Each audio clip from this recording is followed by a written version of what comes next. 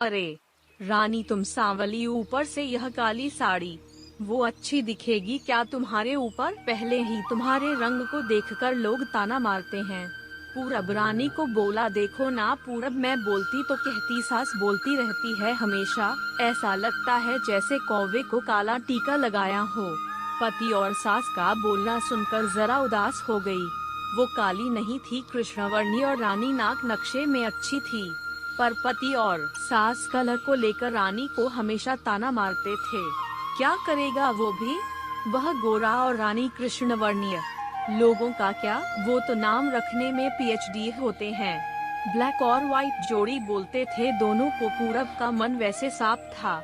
रानी को अगर कोई कलर को लेकर बोलता तो उसे जरा भी अच्छा नहीं लगता था, इसीलिए वह भी थोड़ा बहुत बोल देता था ताकि वह जिद ना करे। लेकिन जब वह बोलता था तो उसे इस बात का पछतावा होता था। उसकी माँ घर में हमेशा कड़वाहट रखती थी। आज भी वैसे ही हुआ। घर में उत्सव के माहौल में सुबह जब सास ने रानी से बात की तो वह थोड़ी घबराई हुई थी। उसका चेहरा भी शांत था। पूरब वास्तव में खुद पर शर्मिंदा था। अपराधी की तरह बैठने के बजाय वह काम के लिए बाहर गया। कई सारी महिलाएं काली साड़ी पहनकर सड़कों पर चल रही थी।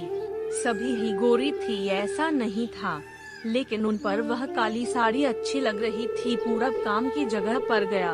उसका बचपन का दोस्त विकी और उसका पूरा परिवार साथ में था। जान पहचान हुई तभी पीठ के पीछे से विक्की की पत्नी आई। वह भी काली सांवली ही थी। काली साड़ी पहनी थी उसने। पीछे से एक आवाज आई, प्रतीक्षा दीदी, अच्छी दिख रही हो आप। आपकी साड़ी भी अच्छी है और आप भी। प्रतीक्षा के चेहरे पर खुशी आई। उससे ज्यादा विक्की खुश हो गया था। पूरब विक्की को कुतूहल से देख रहा था। विक्की ने वह देखा और जाना। वो पूरब के सवालों को हल करना चाहता था। विक्की ने पूरब से सीधे ही पूछ लिया, पूछो, तुम्हारे मन में जो भी है मैं तुम्हें उसका उत्तर देने के लिए तैयार हूँ। पूरब पहले हड़बड़ाया, फिर वह बोलने लगा कि नहीं नहीं, ऐसा कुछ भी नहीं है। विकी ने पूरब से कहा, तुम मुझे नहीं जानते कि मैं लोगों का मन कितने अच्छे से पढ़ सकता हूँ। तुम तो मेरे बचपन के मित्र हो, तुम्हारे मन की बात भला मुझसे कैसे छुपी रह सकती है? विकी आगे बोला, चलो ठीक है, तुम्हारा सवाल भी मैं ही बता देता हूँ। तुम यही सोच रहे हो ना कि मेरी पत्नी जो रंग से काली है और आज उसने काली साड़ी पहन रखी है, फिर भी वह और मैं इतना खुश कैसे? पूरब सब कुछ शांति से सुन रहा था और कुछ भी बोल नहीं पा रहा था। विकी बोला, काला रंग ऐसा रंग है जिसमें दुनिया का कोई भी रंग मिला दे वह कभी नहीं बदलता, यानी कि किसी और रंग की संगत में वह अपना अस्तित्व कभी नहीं छोड़ता। इसी प्रकार प्रतीक्षा भी दिल से एकदम उस कलर के जैसी है, कभी भी रंगीन ना होने वाली लड़की है। वह अपने मर्जी से जिए, यही मुझे लगता है। मैं उसे खुश देखना चाहता हूँ।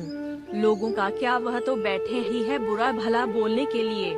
गोरी औरत रही तो छिपकली बोलते हैं, काली होती है तो चूहा या कौवा बोलते हैं। क्या क्या नहीं बोलते लोग। ताना मारने वाले मारते रहे, हमें हमेशा खुश रहना चाहिए। वही मैं अब कर रहा हूँ। वो सुबह मुझे बोली, मैं कैसी दिख रही हूँ? अच्छी लग रही हो तुम। ऐसा बोलने पर उसके चेहरे पर वह कोलगेट स्माइल देखकर मुझे सकारात्मक ऊर्जा मिली। घर से बाहर निकले तो सभी बोलने लगे कि अच्छी लग रही हो भाभी। हम दोनों ने अच्छे मन से यह बात सोची, कोई ना कोई ताना मारने के लिए बोला ही होगा ना। उस वजह से जीने की दिशा क्यों बदले। पूरब को उसके घर का सुबह का माहौल याद आया। वह खुद पर ही चिढ़ गया। उसे लगा वो सचमुच में गलत था। मैं ही रानी को दुख देता हूँ, उस वजह से सब उसे बोलते हैं। अब मुझे ही अपनी भूल सुधार कर उससे माफी मांगने होगी। उसने हंसते हुए विक्की को अलविदा कहा। अपना काम निपटाकर वह एक साड़ी की दुकान पर गया। बड़ी ई की मात्रा के लिए उसने काले रंग की साड़ी ली और घर गया। घर जाने के बाद रानी शांत बैठी थी। उसने रानी को आवाज दी और साड़ी उसके हाथों में दे दी। रानी को जरा अलग ही लगा।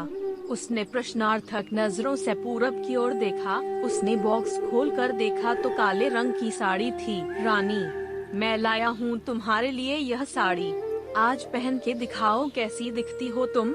अच्छी नहीं लगी तो बदल देंगे साड़ी को। देखने तो दो कैसी दिखती हो तुम इस रंग में। रानी को जरा अच्छा लगा। चलो तैयार हो जाओ जल्दी, हम जरा बाहर जाकर आते हैं। एक क्लाइंट के पास जाना है, उन्होंने बुलाया है जोड़ी में। पूरब का बोलना सुनकर रानी तैयार होने गई। काली साड़ी, उस पर हल्का सा मेकअप और लंबे बालों की चोटी। पूरब भी क्या? पूरब की माँ भी रानी को देखते ही रह गई। पूरब बोला, रानी सॉरी। हाँ, अरे लोगों की बातों में आकर मैं तुम्हें हमेशा बोलता रहा और खरा सौंदर्य किसमें है यह मैं भूल गया था। रंग दो ही है, यह जानकर फिर जीना छोड़ दे क्या? अपनी खुद की पसंद छोड़ दे क्या? तुम्हें काली रंग की साड़ी पहनना बहुत अच्छा लगता था ना, पर मैं हमेशा तुम्हें टोकता रहा। अब मुझे समझ में आया, किसी भी रंग में रंगते वक्त मन साफ हो तो खूबसूरती निखरती है। तुम चाहती हो वैसे ही जियो, मैं कभी भी तुम्हें नहीं बोलूँगा। और हाँ, सचमुच सुंदर दिखती हो तुम। तुम्हारे रंग पर अच्छा खिलता है यह काला रंग। रानी के चेहरे की लाली और भी ज्यादा बढ़ गई थी यह बात सुनकर। शर्मा कर वह पूरब को बोली, क्या आप भी? पूरब ने रानी का मुस्कुराता हुआ चेहरा देखा और उसके बदले हुए विचारों से पूरब खुश हुआ। मन ही मन में पूरब ने विक्की को धन्यवाद किया, क्योंकि यह परिवर्तन विक्की के शब्दों द्वारा हुआ था। खूबसूरत दिखने के लिए खूबसूरत दिखना जरूरी नहीं है, बल्कि खूबसूरत सोच होना जरूरी है। इंसान का अगर मन सुंदर है तो इससे कोई फर्क नहीं पड़ता कि वह किस रंग का हो। दोस्तों, आपको ये कहानी कैसी लगी हमें कमेंट करके जरूर बताइए। दोस्तों, ऐसे ही कहानियाँ रोजाना सुनने और देखने के लिए चैनल को सब्सक्राइब जरूर कर लीजिए। धन्यवाद।